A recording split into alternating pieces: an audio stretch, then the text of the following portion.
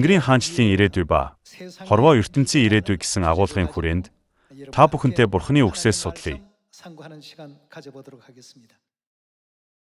Дэлхийн хамгийн нөлөө бүхий удирдагчид цугларсан тусгай цугларалт болсон гин. Тэдний хамгийн их ярьсан сэдвүүдийн нэг нь ирээдүйн талаар байжээ. Ирээдүйд энэ дэлхийд юу болох бол? Ирээдүйд технологи хэр хөгжих бол? Ирээдүйд хүмүүс бидний амьдрал хэрхэн өөрчлөгдөх бол? Ийм байдлаар тэд ирээдүйн талаар ярилцсан гин. Үүнийг сонсоод надад бидний ирээдүй ямар байх бол гэж бодогдсон. Та бүхэн сонирхохгүй байна уу? Бид одоогийн өдөр тутмын амьдралаа 10 жилийн өмнөхтэй харьцуулахад маш их зүйл өөрчлөгдсөн байдаг. Өмнө нь нөлөө бүхий байсан мэргэжлүүдийг одоо чухал биш гэж үздэг болсон.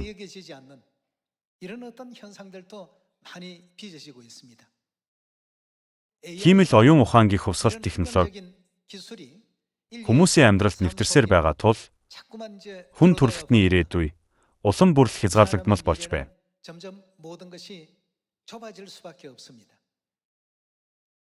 Өнөө үед та бүхэн эмнэлэгт очвол хүний хийдэг мис засал илүү үнэтэй юу? Хиймэл оюун ухаан эсвэл машин механизмын хийдэг мис засал илүү үнэтэй юу?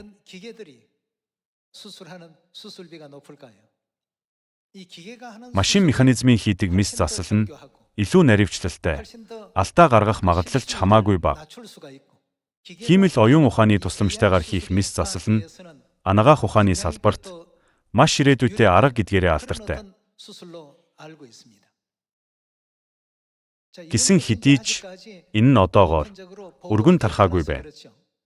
Хүн төрөлхтөн энэ салбарт хэдийн хоцрогдоод байгаа. Хүн болон хиймэл оюун ухаан гоо даам тогсон удаа бий. Тийм үү? Энэ тухай дэлхийн нийтэд мэдээгээр цацагдаж байсан. Мэдээж хүн ялна гэж бодож байсан. Гэтэл хожигдож хүн ганц удаа л хоцсон байдаг. Түүнээс хойш хиймэл оюун ухаан бидний амьдралд гүн нэвтрээд байна.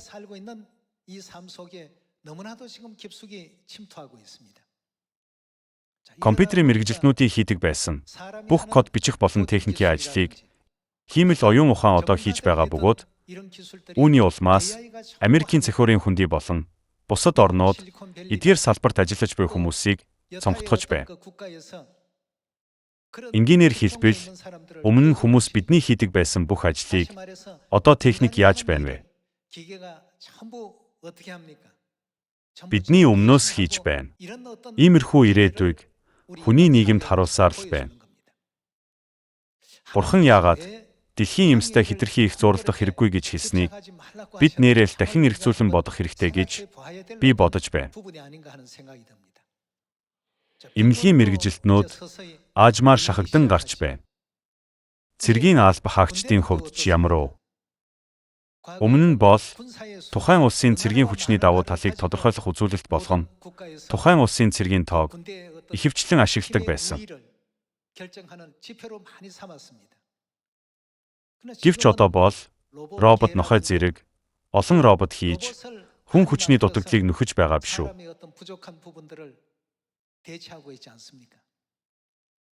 Өнөөдөр би энд хиймэл оюун ухааны талаар лекц унших гэж энэ дээр зогсоогүй л дээ. Гэхдээ л хүн төрөлхтний ирээдүйг харахад дэлхий дээр хүн төрөлхтөн хэрэггүй болох 90 үе хүртэл хэр хугацаа үлдээ бол гэж бодогдоод. Ахмад наснууд хүүхдүүдтэй дарамт учруулахыг хүсдэггүй учраас хүүхдүүдтэйгээ хамт амьдардаггүй. Ганцаараа амьдардаг ахмад наснуудын тоо жил бүр нэмэгдэж байна. Хүүхдүүд нь тэднийг асрахаар ойр ойрхон очиж байвал сайхан байхсан ч хүүхдүүд нь ч мөн өөрсдийн амьдралаа залгуулах гэж зүдэрч байгаа тул байнга эргэж очиж чаддаггүй. Ийм засгийн газраас туслагч нарыг илгээдэгч энэ байдал ч өөрчлөгдөж байна. Япон зэрэг хөрш улсуудад ч бүх зүйлийг роботоор сольж байна. Ахмад наснууд роботтой харилцан ярина. Та бүхэн хиймэл оюун ухаанд надад сонирхолтой түүх ярьж өгөөч гэж хэлбэл дургуйлахгүй.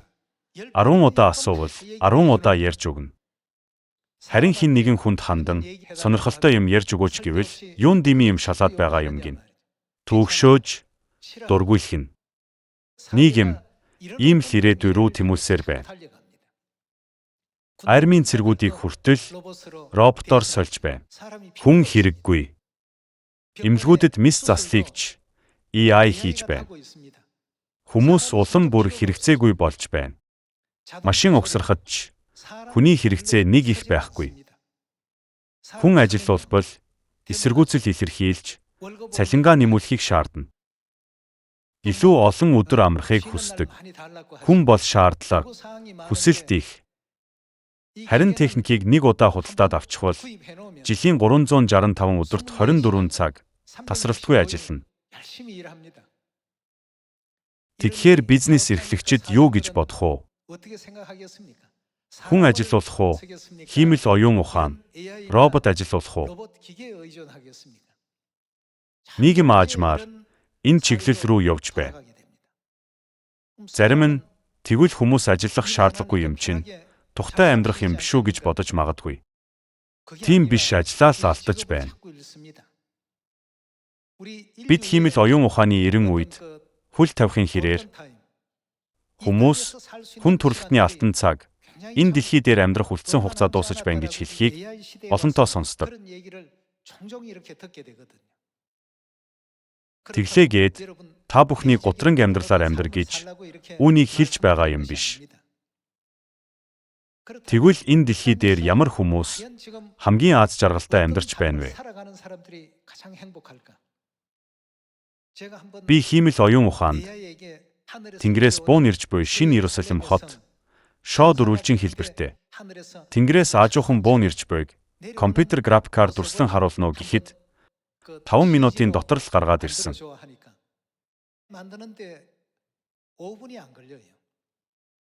Би компьютер графикчдаас хиймэл оюун ухаан ашиглахгүйгээр иймэрхүү зүйлийг хийхэд хэр хугацаа шаардагдах вэ гэж асуухад тэд доод тал нь хэдэн 7 хоног шаардагдана гэж хэлсэн. Хиймэл оюун ухаан 5 минутанд дуусгах юмыг хүн хийхэд хэдэн 7 хоног шаардагдана гин. Би бас хиймэл оюун ухаанаас юм бичиж өгөхийг хүссэн юм. Би эхийн золиосын тухай шүлэг бичиж өгөөч гэсэн чинь бүр нулимс цэлэгнүүлэх юм бичсэн. Би яруу найрагт дуртай болохоор ээжийн тухай олон шүлэг уншсан. Гэсэн ч би хизээч ийм сэтгэл хөдлөм шүлэг уншиж байгаагүй. Хэрв хиймэл оюун ухаанд шүлэг бич гэж хэлбэл 1 секунд хүрэхгүй хугацаанд бичээд л өгнө. Жилийн эцэс болж байгаа тул би янз бүрийн арга хэмжээнд оролцсон. Тиймд хэлэх үг бэлдэж өгөөч гэхэд тэр дор нь бичнэ. Миний хэдэн өдөр бодож эргцүүлж бичснээс ч хамаагүй дээр байна лээ. Тэгэхээр хүн ажилд авъя гэж хэн бодох вэ дээ? Шүлэгч сайн бичнэ. Дууны үг бичих ая зохиогтойч гайхалтай сайн. Гэр бүлүүдээ бид ийм 90 үед амьдарч байна. Эдгээрийг ашигладаг хүмүүс одоо шинэ ертөнцид амьдарч байгаа юм байна гэж надад бодогдсон. Тиймээс хүн төрөлхтний энэ алтан цаг хэр удаан үргэлжлэх бол гэж бодогдмоор.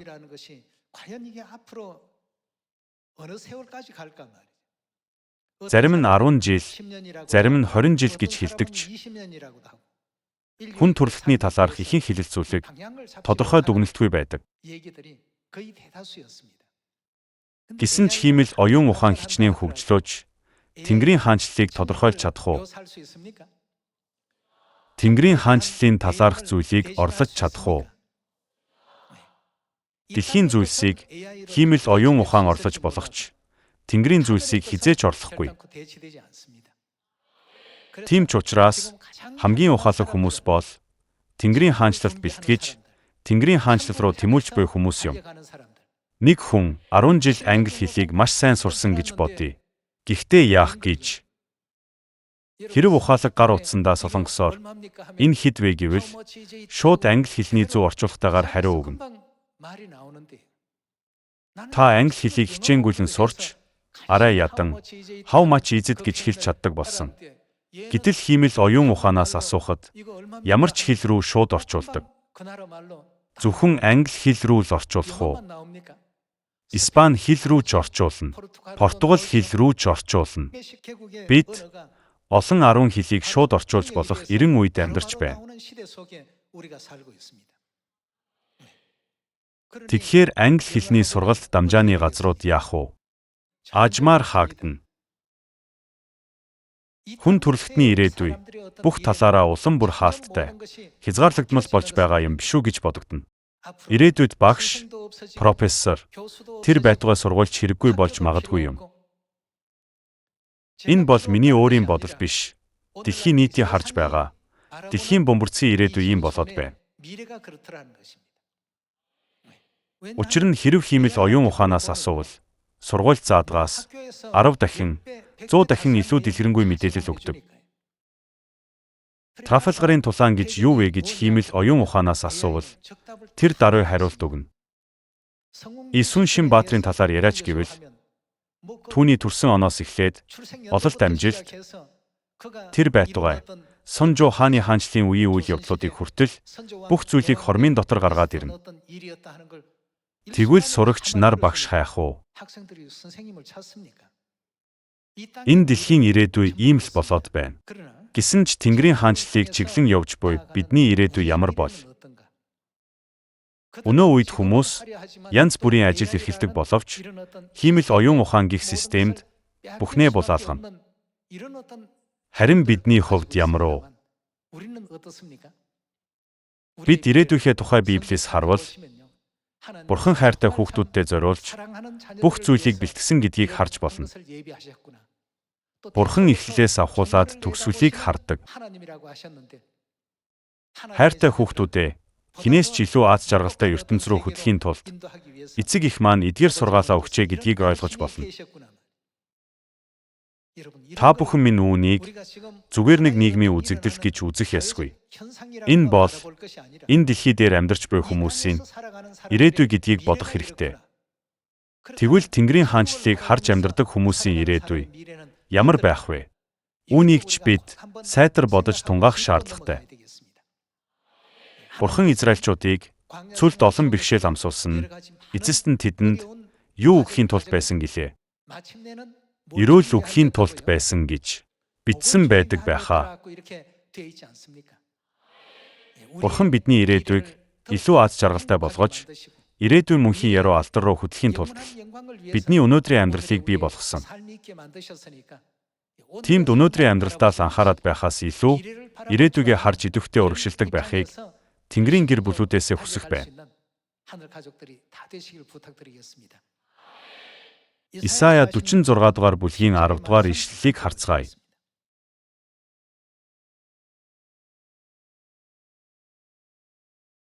Исая 46 дугаар бүлгийн 10 дугаар ишлэл. Би эхлэлээс авахуулан төгсгөлийг эхлэлээс буюу ертөнцийн суурьаас бүхнийг мэдгдсэн гэжээ. Бурхан энэ бүх зүйлийг мэддэг учраас л бидэнд уур замаар хизээч бүү яв. Харин зөвхөн миний та нарт тушаасан замаар л яв гэж хэлдэг. Бурхан албатан дарамт үзүүлэх гэсэндээ биднийг дуулууртай бай гэдэг юм биш. Бидний гэрэлт ирээдүйн ерөөлийн төлөө зам зааж өгдөг юм шүү дээ. Гэтэл хүмүүс би үнэхээр Бурханы үгийн дагуу амьдрах ёстой гэж үү? Тэгвэл амьдрал хичнээн бачимдам, хэцүү байх болоо гэдэг. Тэд Бурханы үгийн утгыг нь ойлгохгүйгээр уншихаар ямар нэг дарамтанд орж, хязгаарлагдаж, хүссэн зүйлээ хийж чадахгүй, хориг сааттай амьдарч байгаа мэд санагдаж, буруу ойлгодог. Бурхан айл эхлэлээс бидэнд хамгийн аз жаргалтай амьдралыг өгөхийг хүссэн. Бурхан бидэнд хамгийн сайн сайхныг л өгөхийг хүсдэг. Тийм учраас Бурхан биднийг шин гэрээний үнний зам руу хөдөлдөг. Тиймээс бид энэ замаар ивэлтэйгээр дагаж, мөнхийн Тэнгэрийн хаанчлалын яруу алдрыг хүлээн авах ёстой. Хэрв хожим хиймэл оюун ухаан сайн мэдээ тунхагладаг үе ирвэл яах вэ? Тиймээс бид одоо л Бурхны сайн мэдээнд өөрсдийгөө зориулах алтан цаг гэж хэлж болно. Хэрв энэ цаг хугацаа өнгөрвөл энэ бүх үүрэг хүмүүст биш, техникт шилжих болно. Ийм зүйл болохоос өмнө бидэнд үүрэг байгаа, боломж байгаа үед нь чадах бүхнээд ажиллах итгэлтэй байхыг та бүхэндээ захиж байна. 10 дугаар ишлэлийг дахиад харцгаая. Зорилго минь хэрэгжин. Би тааламжид бүхнээ гүйцэтгэн гэж айлдан. Би эхлээс авахуулан төгсгөлийг хийгдээгүй байгаагч үн эртнээс мэдүүлсэн. Бурхан өөрийн хүслийг биелүүлэхийн тулд энэ дэлхий дээр болж буй бүх үйл явдал, нөхцөл байдал гээд бүх зүйлийг бэлтгэсэн. Өмнө нь романыг хүмүүс бичдэг байсан бол өнөө үед хиймэл оюун ухааны романууд түгээмэл болсон. Гэр бүлүүдэд хиймэл оюун ухаан хүмүүсийн өмнө хийдэг байсан ажлуудыг одоо гартаа авч байна. Саяхан нэг шалгалтын үеэр хиймэл оюун ухаан ашиглаж хариулсан гээд мэдээгээр ноцтой асуудал гэж гарсан. Хиймэл оюун ухаан шалгалт өгвөл маш сайн оноо авна. Энэ ертөнцийн бүх мэдлэг түүнд агуулгаддаг тул сайн оноо авах нь зүйн хэрэг. Эдгээр нь нийгмийн асуудал болон гарч ирсээр байгааг хараад энэ дэлхийн амьдралд тэмүүлж амьдардаг хүмүүсийн ирээдүй ба Тэнгэрийн хаанчлалд найдаж амьдардаг хүмүүсийн ирээдүй ямар байх бол гэдгийг бодохгүй байхын аргагүй юм. Би өнөөдөр энд хиймэл оюун ухааны багшаар ирээгүй ч гэлээ цаг үеийн бодит байдал юм байна.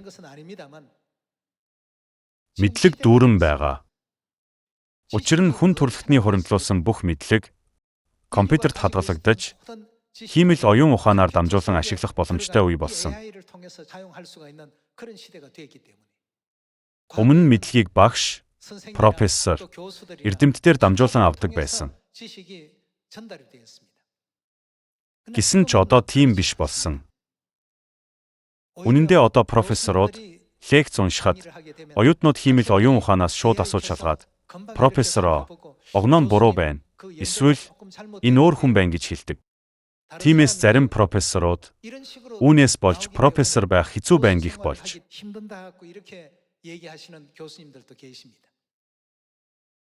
Бурхан ийм цаг үед хүн төрөлхтөн амьдрах болно гэдгийг аль хэдийн урьдчилан харсан. Ийм учраас Бурхан ариун сүнсний үед энэ дэлхийд 2 дахиа ирсэн. Тэнгэр эцэг тэнгэр их маань дэлхийн шунал, дэлхийн мэдлэг, ертөнцлөг янз бүрийн бахархлаас илүү тэнгэрт их шагнал хураах боломжийг хүн төрөлхтөнд олгосон шүү дээ.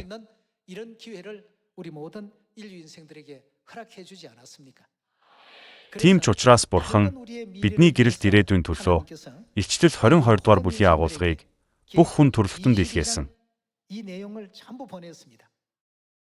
22 дугаар бүлгийн 17 дугаар ишлэл.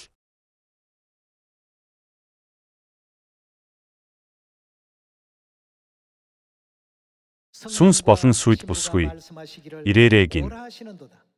Сонсогч нь ирээрээ гэж хэлэг. Цангасан нэг нь ирэг. Хүссэн нэг нь амийн усыг үнгүй авав. Бидний гэрэл гэгээтэй ирээдүйн төлөө Бурхан энэ дэлхийд сүнс болон сүд бүсгүй болж ирсэн. Бурхан бүх хүн төрөлхтнийг сүнс болон сүд бүсгүй рүү ирэхийг уурж хэрв цангаж байгаа бол, ядарч байгаа бол, амьдрал туйлдаж байгаа бол, үннийг мэдмээр байгаа бол хинч байсан над руу ирээрэй гэж дуудаж байна.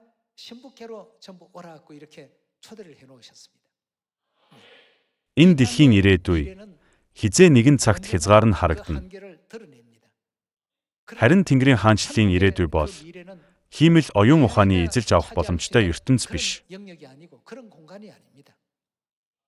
Тэнгэрийн хаанчлалд найдаж, Тэнгэрийн хаанчлалд бэлтгэдэг хүмүүс л амьд үлдэх 90 үе гарцаагүй ирэх болно. 2 дугаар Коринт 3 дугаар бүлгийн 6 дугаар ишлэлийг харцгаая.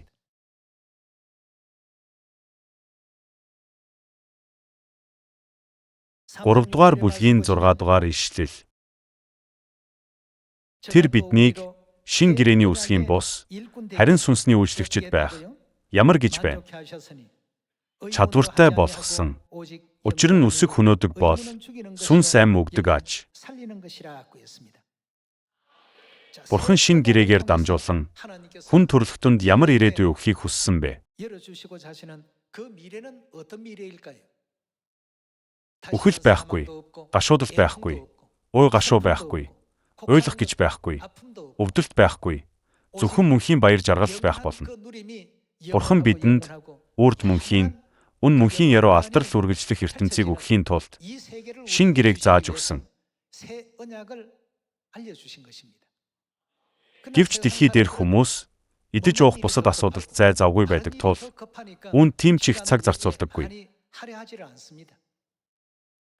Бид жинхэнэ ирээдүйхээ төлөө сонгох ёстой зүйлдээ 1% цаг гаргаж үлдсэн 99%-ийг дэлхийн асуудалд зориулж амьдарсан бол өнөөдөр энэ мөчөөс ирээдүйн зүйлд өгөх үн цэнэ дахин эргцүүлж бодох ёстой мөч болсон гэж бодож байна.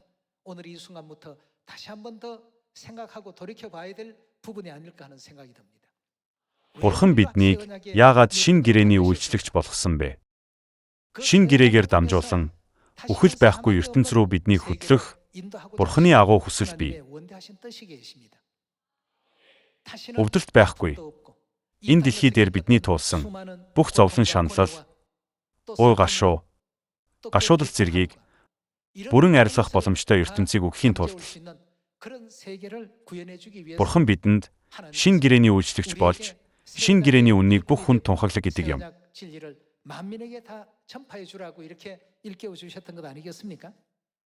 Илчилэл 21-р бүлгийн 4-р ишлэлийг харъя.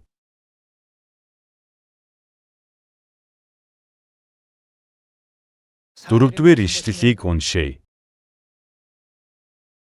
Тэр тэдний нүднээс нулимс бүрийг нь арчина. Тэнд цаашид үхэл гэж байхгүй, гашуудах, уйлах, өвдөх гэж үгүй болно. Учир нь анхны юмс өнгөрөн оджээ. Синтет залрагч, харагтун, би бүх юмсыг яан гэж байна. Шин болгож байна гэд бичигтун, эдгээр үгс ямар уу? Итгэмжид бөгөөд үнэн гэв. Бурхан бидэнд үхэл, гашуудал, уйлах, өвдөх гэж үгүй. Ивэлийн ертөнцийг нээхийн тулд шин гэрээний үнэн дээр гэж дуудсан.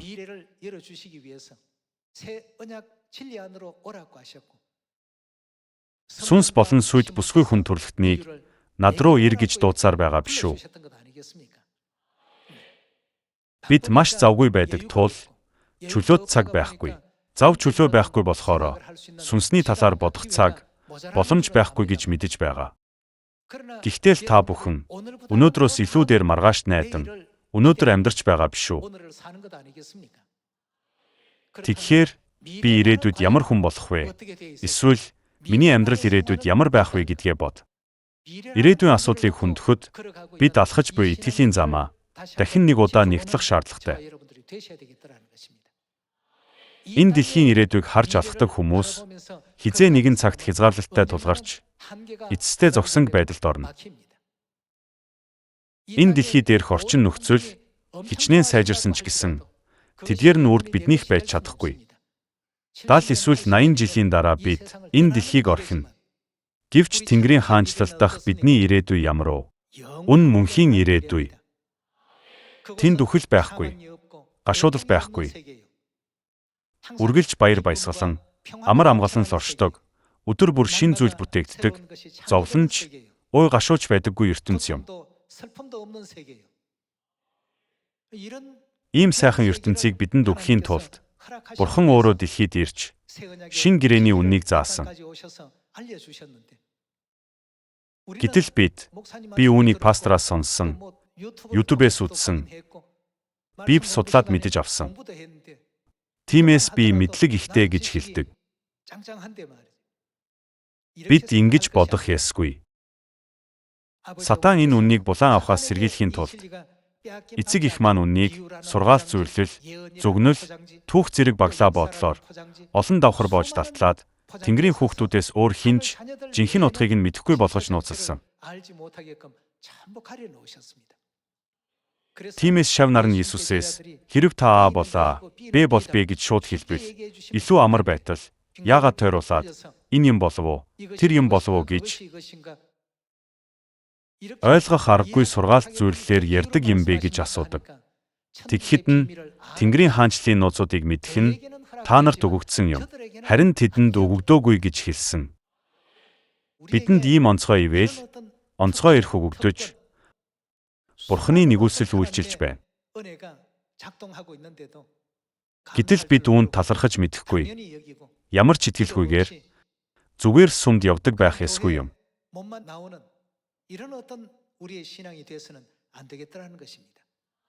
Энэ шинэ онд бид бүх зүрх сэтгэл, бүх оюун ухаан, бүх хүч чадлаараа Бурхныг хайрлаж, хөршүүдэд хайрлаж, ах эгч дүүсээ хайрлаж, сайн мэдээг чин үнээр хайрлах нэг жил болгоод шинэ ирээдүй рүү урагшлахыг чин сэтгэлээсээ залбирч байна. 22 дугаар бүлэг рүү очие. Бурхан бидний төлөө маш олон гайхалтай зүйлийг зохион бүтээсэн. Гэтэл бид тэдгээрт нь итгэхгүй, юм л бол яг одоогийн бодит байдалд анхаарч амьдардаг хүмүүсийг харахаар заримдаа бачимддаг. 22 дугаар бүлгийн 1-р ишлэл. Тэр надад Бурхны болон хурганы сентинээс гарах болор мэд гялалцсан амийн усны голыг үзүүлсэн. Гудамж дундуур урсаж байв. Голын хоёр талд 12 төрлийн үр жим сургуулсан, сар бүр үр жимсээ боловсруулж буй амийн мод байлаа. Тэр модны навчис нь үндэснүүдийг эдгэхийн тулд байв. Тэнд цаашид ямар ч хараал байхгүй болно. Мөн Бурхан ба хурганы сэнти тэнд байж, зарц нар нь түүнд үйлчилнэ. Тэд түүний царайг харна. Түүний нэр тэдний духан дээр байх болно. Тэнд цаашид шүн болохгүй. Эзэн Бурхан тэднийг гийгүүлэх учраас тэдэнд дингийн гэрэлч, нарны гэрэлч хэрэггүй болно. Тэгээд тэд үеийн үед хаанчилна. Гэр бүлүүдээ ийм ирээдүй бол бидний ирээдүй юм шүү дээ. Библиэд бичигдсэн болохоор нь үүнийг зүгээр нэг тэмдэглэл төдийгөөр үзэх ёсгүй. Энэ бол бидний тухай зүгнэл. Бид одоо энэхүү зүгнэлийн гол дүрийн хувьар өнөөдөр Бурхны зүгнэлд нийцүүлэн амьдарч байна уу? Энэ асуудлын талаарч бид дахин бодох шаардлагатай гэж бодож байна. Бурхан бидний төлөө гэрэлт ирээдүйг бэлтгэхийн тулд хөдөлмөрлөж, шаргуу ажиллаж, бүх анхаарлаа хандуулсан. Гэсэн ч хүүхдүүд нь цагаа буруу юманд дими үүрч, мөхөж устдах юманд л хамаг зүрх сэтгэлээ булаалгаад байж, яасан ч болохгүй юм. Тийм учраас Илч Паул 2 дугаар Коринт 4-р бүлэгт чухал захиас үлдээсэн байдаг. 2 дугаар Коринт 4-р бүлэг рүү очицгоё.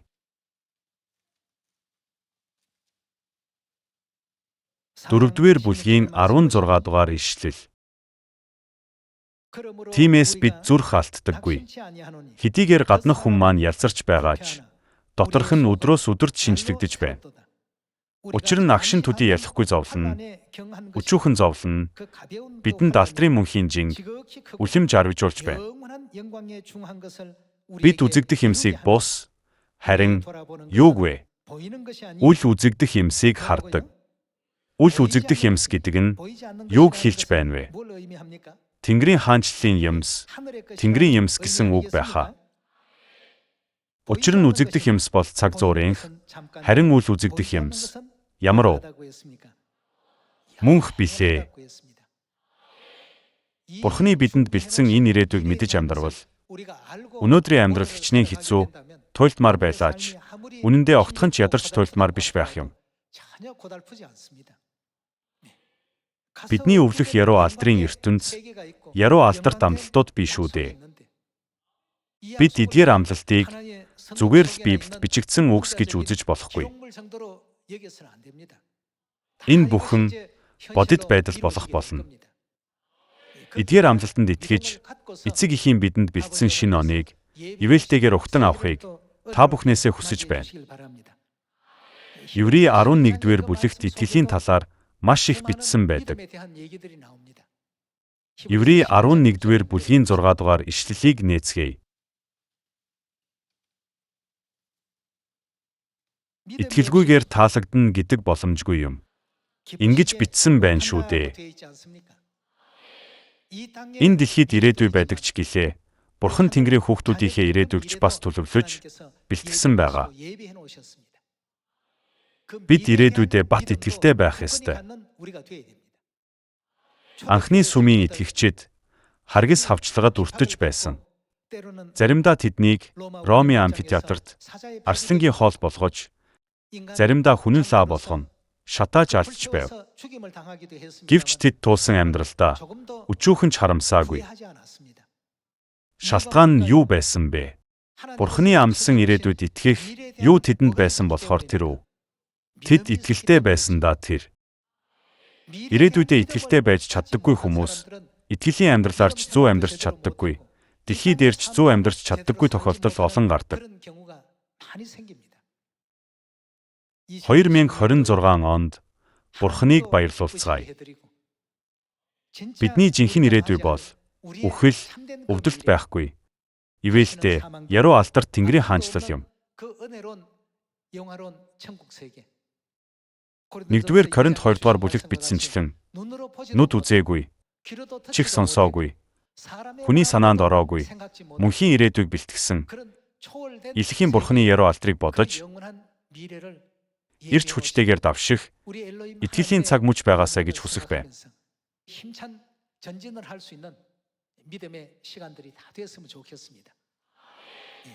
Ирээдүйдээ итгэх итгэл суул ядмаг байх тусмаа юу ч хийж чадахгүй. Хэрэв хүн ирээдүйдээ итгэх итгэл хүчрхэг байвал яасан ч дийлхээргүй санагдах цайз харсан ч Йошуа шиг юу гэж хэлэх вэ? Тэд бидний юу гэлээ? Хоол гэж хэлэх итгэлтэй байх юм. Йошуа Бурханы тэдэнд бэлдсэн ялалтын ирээдүйд итгэж байв. Бусад нь Бурханы амлсан ирээдүйд итгэж чадаагүй учраас тэд хэтэрхий аврах хүмүүс байна. Бид царцаа шиг, тэд хүн шиг гэж хэлсэн. Бурханы бэлтгэсэн ирээдүйд итгээгүй хүмүүс иймэрхүү үг хэлсэн.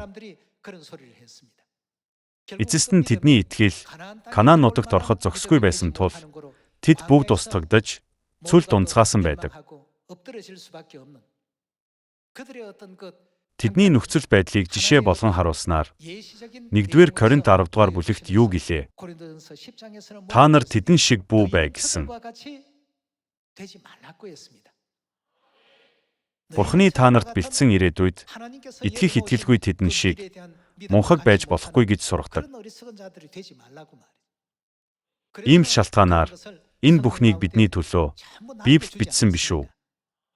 Энэ дэлхий дээр амьдарч буй хүмүүсийн ирээдүй ямар байх вэ? Биднийг ямар ирээдүй хүлээж байна? Бид ямар ирээдүйг чиглэн явж байна вэ? Йошуа, Калеб нар ирээдүйдээ бат итгэлтэй байсан.